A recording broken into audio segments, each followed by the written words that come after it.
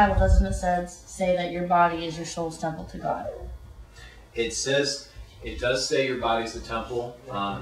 Here's one. I saw you bring that up last month on last month's video. You know where I'm going with this? Yeah. When it speaks of the temple, you need to remember a couple of things. One, the passage it's talking about is speaking specifically to the sin of sexual immorality, saying that to keep your body pure, you have to refrain from those practices they were doing at the time. Now, it does extend to your body is something you should be taking care of, which means you shouldn't be putting stuff into it that could damage it. You shouldn't be, getting tattoos with dirty needles. You should be taking care of it physically. You shouldn't be gorging yourself on just junk food and pop. You should take care of it in every way you can.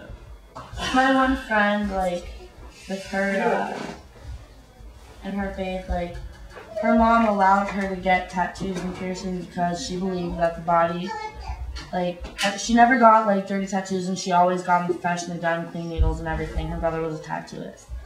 And, they always had, something about her faith on them.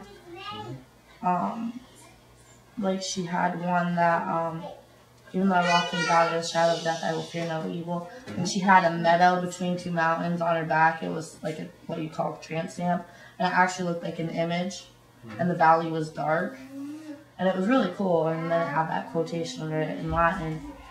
But, with stuff like that, is that still, destroying your body, or is it, Here's where you get into that whole everything is permissible but not everything is beneficial.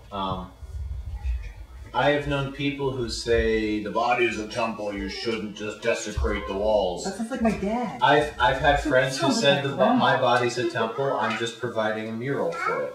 Oh, I like that. I know a lot of people who have put filth on their bodies as tattoos.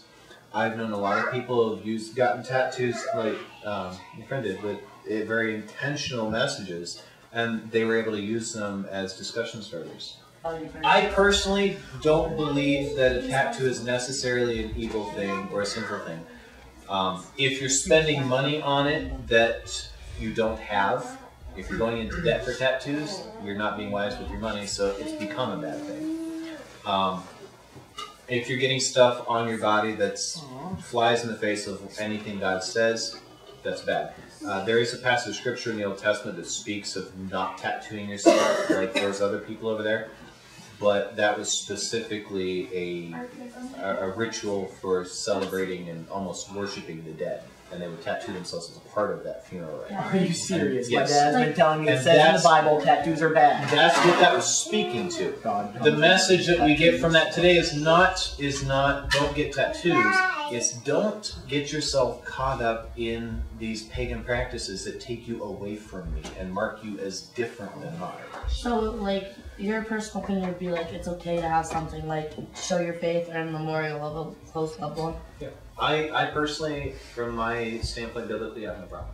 I don't have any. I can't afford them. Honestly, I can think of a lot more things I could do useful with my money, especially now that I have kids. I can think of a lot more useful things for my money, but I don't personally have a problem. If I save money, will you get one? Yeah, if we If start you bought me a tattoo, we'd see.